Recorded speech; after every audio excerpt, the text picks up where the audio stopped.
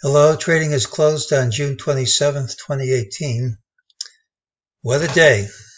Well, let's go over our call. We looked for a pattern with an early high. We said it had a tendency to rally into the close, but if it failed, it tended to drop in a straight line. We gave a rather nebulous prediction. We said the open would tell the story. We said the pattern was negative unless we gapped up and promptly took out this high, which we did. I said I would like to see prices a bit higher. That would complete the ABC. And I said if we started to drop in spades, I'd believe it. I didn't say they'd all happen in the same day. Now, if this is a high, it's close enough to my target date. Of course, some people think we're near a low, and if we hit a low tomorrow, that would work too. These were dates generated over a year ago. And if this is a high, we get a low, it'll work. I don't think that we're near a low, but we'll see. During the day, MEJT showed ultimately higher prices and lower prices would print. Here's your MEJT support resistance. So ultimately higher prices would print and this drop is false. Gives us a target of 2722.78, most likely to print tomorrow. Just remember, at major changes in trend and during periods of strong impulsive moves, the risk of this failing to print in its preferred time frame is increased. So I'll mention the target, but I wouldn't be surprised if it didn't print. There is some support here, which we'll go over. Here's a drop right to the lower Bollinger Band, and it's one bar under this TDST line. On a closing basis, it's strong support. Even if we go under it, it tends to recover. Doesn't mean the support has to hold. Just be aware we're at a support level.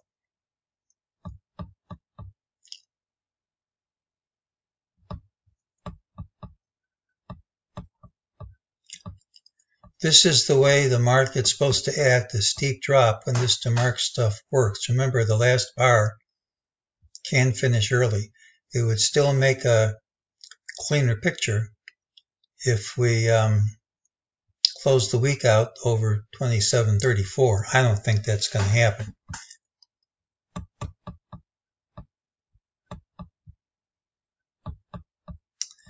There's additional support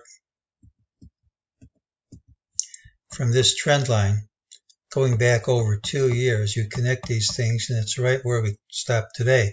Usually when you drop in a straight line to a trend line like that, the rule is you either gap under the line or the support holds.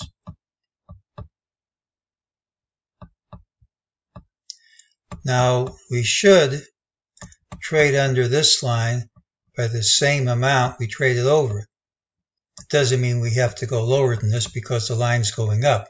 But if we drop tomorrow, realize that the target is satisfied around 26.91. In particular, if we don't gap under this low from today and then hit 26.91, I would look for support at that level. Doesn't mean it has to hold, but that's where I look for it. The general idea is that this is I don't think this is ABC, because I think it's too much too fast. I think we're still making purple B, and then we're going to have one more fling up. But if that's true, this wave C to complete purple B could finish out under 2600 if it's the same length as A, as it often is.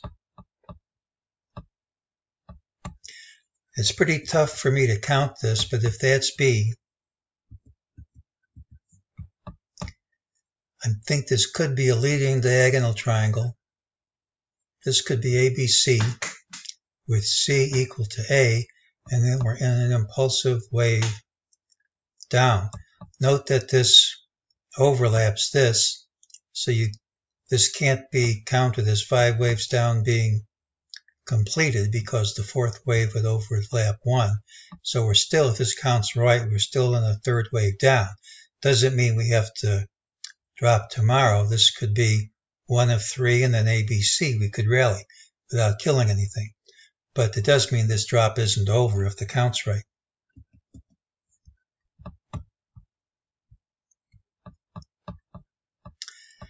Now, I'm having major computer issues as my Google Chrome continually freezes up. My backup computer isn't with me, and that's where I have all my web site addresses.